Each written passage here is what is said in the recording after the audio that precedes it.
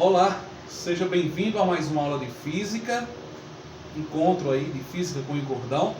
A gente vai dar continuidade no nosso conteúdo, para quem vem acompanhando as nossas aulas, vem aí acompanhando o desenvolvimento do conteúdo de mecânica, e mais uma componente da mecânica clássica seria o movimento retilíneo e uniforme, né? Nós vimos nas nossas aulas anteriores, para você que quer ter acesso às nossas aulas, elas se encontram na nossa playlist, certo? De mecânica.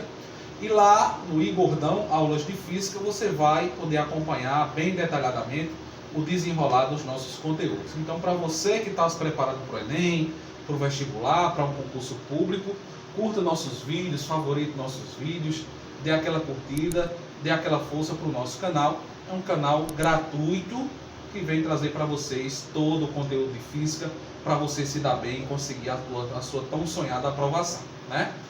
Então hoje a gente vai falar de movimento retilíneo uniformemente variado, dando sequência à nossa última aula do movimento uniforme, que a diferença que classifica essas duas componentes do movimento, que classificam esse movimento, vai ser a presença da aceleração. A aceleração essa que nós já vimos do que se trata, de como se calcula e como se entende esse conceito aplicado, né, ao nosso conteúdo dos movimentos, né? Então, aqui nós vamos entender que no movimento retilíneo uniformemente variado, a aceleração ela tem que ser constante, ela tem que estar presente no movimento e ela tem que ser constante. E o fato dela ter que estar presente significa dizer que ela tem que ser diferente de zero, né? Quando eu tenho um movimento com aceleração nula, nós temos um movimento retilíneo e uniforme que nós vimos. Agora nós temos a presença de uma aceleração não nula, onde essa aceleração ela tem que ser constante. Essa aceleração ela pode ter valores positivos ou negativos, como a gente discutiu, né? Para valores positivos a favor da minha velocidade, né, da minha trajetória, ou contra, né, no caso de uma desaceleração, um freio, né, nós vimos que essa aceleração é um ingrediente principal para nós mudarmos a característica fundamental da velocidade nos nossos deslocamentos. E aí nós vemos que essa velocidade ela não pode ser constante, claro, porque ela tem a presença de uma aceleração, e que a minha velocidade também não pode ser nula, porque aí eu já não teria um movimento, né? Então, diante dessas características principais do movimento retilíneo uniformemente variado, que nós estamos vendo aqui cinemática e escalar, certo? Nossas aulas vão ser bem subdivididazinhas, bem detalhadazinhas, para você poder acompanhar com detalhes todo o conteúdo de física. E aí nós vemos para as equações, né? Equações essas que muitos já conhecem, aquelas velhas frasezinhas para você poder decorar essas fórmulas, para você poder aprender essas fórmulas, entender, né, e colocar em prática, né, colocar de uma forma usual, quando você for resolver as questões. Meu caro, um conselho que eu te dou como professor, há quase 10 anos de profissão, tanto na educação básica quanto no ensino superior, é que você não deve, de jeito nenhum, ir direto para as questões sem entender a essência disso aqui, certo? De como é que usa, como eu devo aplicar, como é que eu devo aplicar essa fórmula nas aplicações do movimento retilíneo uniformemente variado, que não se dá apenas em um movimento retilíneo na horizontal, mas também na vertical. Se eu tiver, por exemplo, uma queda livre, um lançamento vertical para cima ou para baixo, eu vou aplicar justamente os conceitos de movimento retilíneo uniformemente variado, né? Então aqui nós temos 3 equaçõezinhas, equações essas que podem ser deduzidas. Por enquanto a gente vai trabalhar apenas a essência e a parte fundamental dessas fórmulas, mas eu vou fazer aulas deduzindo coisa por coisa, aonde for possível a gente deduzir. Algumas equações de física, elas necessitam de cálculo de nível superior, né? Então não tem como a gente trazer aqui para você que está se preparando para o Enem, pois não contempla, né, a grade de vocês. Mas por enquanto, você entendendo a essência, a teoria, a aplicação, resolvendo questão do Enem, como a gente vai resolver, você consegue se dar bem, sim, na sua resolução do Enem, que já se aproxima, né? Então aqui, A fórmula está aqui expressa, nossa primeira fórmula. Ela é chamada como equação do sorvetão. Algumas pessoas chamam de sorvetão, né? Mas o nome correto seria a equação horária dos espaços. Mas, professor, eu já vi uma equação horária dos espaços. Se você se lembra, né? Se você for se lembrar, você viu que você tinha aquela formulazinha lá você chamava a fórmula do sorvete, né? O S igual a S0 mais velocidade vezes o tempo. Nesse caso, o que acontece é que essa equação ela vai ser exclusivamente usada para os casos de movimento retilíneo e uniforme. O grande diferencial é que essas três fórmulas, ambas elas, todas, são utilizadas para o movimento retilíneo uniformemente variável, MR e UV. E aí é onde está a diferença. Nós temos a presença de aceleração, né? Aqui embaixo, aqui não. Essa fórmula baseada na equação da velocidade média, como nós deduzimos nas nossas aulas anteriores, e aqui já vem proveniente da aceleração, né? Então aqui, essa primeira equação, conhecida como equação horária dos espaços, ela relaciona espaço e tempo no que diz respeito ao movimento retilíneo uniformemente variável. Ou seja, quando eu vou saber que devo usar uma equação desse tipo? Quando a questão relacionar espaço e tempo e tiver a presença de uma aceleração, consequentemente você vai poder usar essa fórmula sem nenhum problema. Seja para descobrir o tempo, seja para descobrir a velocidade, e aí você aplica ela nas suas resoluções. Vamos fazer aulas exclusivas só de resoluções de questões do Enem. Nós vamos resolver os últimos 10 anos das equações do Enem, das questões do Enem, aplicando todas essas equações, um passo a passo, para você poder acompanhar como é que isso vai na aplicabilidade, né? Mas vamos entender primeiro a teoria, porque a partir daqui nós temos a segunda equação, que é a equação do Vovuat, né? Ou, melhor dizendo, dando nome aos bois, ela seria a equação horária das velocidades. Equação horária essa das velocidades, onde o próprio nome já diz, relaciona tempo e velocidade, né? Tempo e velocidade são os agentes que fazem com que eu determine o uso dessa nossa equação, né? Então, normalmente, as questões de MR e UV, você usou uma ou as duas, né? Dependendo da situação. Nesse caso aqui, da terceira equação, ela já tem um nome adequado ao seu fundador, que seria a equação de Torricelli, ou Torricelli, pois era italiano. Torricelli, certo? Essa equação aqui, a dedução dela é possível, é baseada na equação de Bernoulli, né?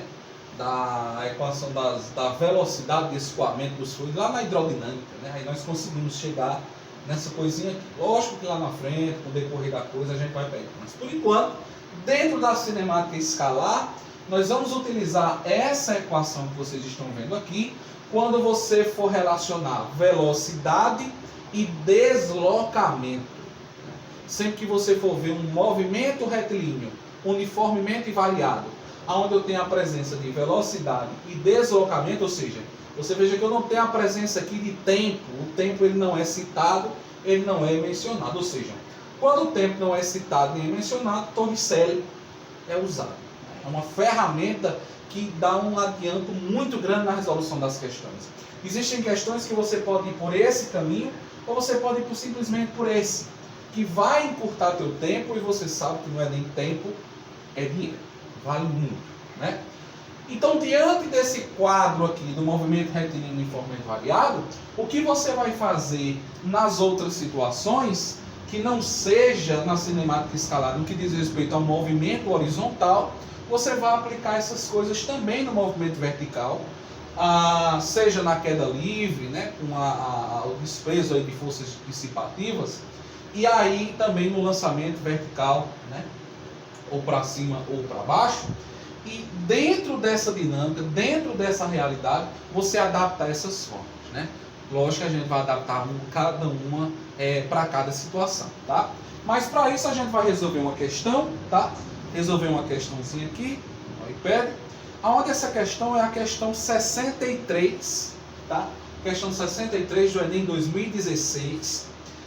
Nossa referência é o caderno azul, tá? Questão 63 é uma questão de gráfico, questão muito comum nas provas do Enem, né? E a questão diz o seguinte, olha só. Questão 63, caderno azul, Enem 2016, prova aí do primeiro dia. Dois veículos, acompanha aí na tela, que diz o seguinte: dois veículos que trafegam com velocidade constante em uma estrada, na mesma direção e sentido, devem manter entre si uma distância mínima. Isso porque o movimento de um veículo, até que ele pare totalmente, ocorre em duas etapas. A partir do momento em que o motorista detecta um problema que exige uma freada brusca.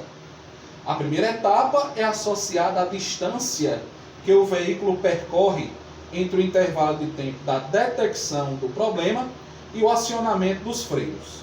Já a segunda equação, se relaciona com a distância que o automóvel percorre enquanto os freios agem com desaceleração constante. Aí ele diz: considerando a situação descrita, qual esboço gráfico representa a velocidade do automóvel em relação à distância percorrida até parar totalmente? Então aí você vem para cá, lida a questão, nós vemos aqui mais ou menos um esboço dos gráficos que vão relacionar velocidade e espaço. Aí você veja que nessa questão, em nenhum momento, ele fala da importância do fator tempo. Ele fala da desaceleração, da velocidade, né, do espaço percorrido, mas o tempo, né, não é tão citado. E aí a gente vem relacionar justamente essa situação à nossa equação de Torricelli, né, onde a gente vê que essa aceleração ela pode ser positiva ou negativa, como disse a você, nessa questão, um caso de aceleração negativa, né, pois é uma desaceleração, e quando é uma desaceleração, esse sinal de mais, para uma desaceleração, ele vira um sinal de menos, né? Você vai ter menos, porque um valor negativo multiplicado com 2 ΔS vai virar menos 2 vezes a aceleração vezes ΔS, né? Entenda, de primeira mão eu tinha um movimento uniforme. Então essa questão ela junta as duas ferramentas que nós discutimos. O movimento uniforme é onde a minha velocidade ela é constante e ele mantinha uma certa velocidade constante baseado na nossa equação horária dos espaços. Sim, essa é a equação horária dos espaços para o movimento retilíneo uniforme. E a partir desse momento eu tenho uma classificação de que, de acordo com o espaço, a minha velocidade permanece constante. Ou seja, dividindo esse movimento em duas etapas, eu vou ter a velocidade constante no momento inicial e eu vou ter uma desaceleração constante no seu estado final. Então, analisando cada alternativa aqui, a primeira não é, isso aí você já viu de cara, né? Pois se trata aí de uma reta decrescente que não descreve, né, nem duas etapas, nem a situação descrita. Essa letra B, em partes, ela estaria correta, porém, essa desaceleração ela é constante, né? Ela não é uma coisa instantânea, e ela vai aqui seguindo um padrão aonde a nossa velocidade ela está elevada ao quadrado, né?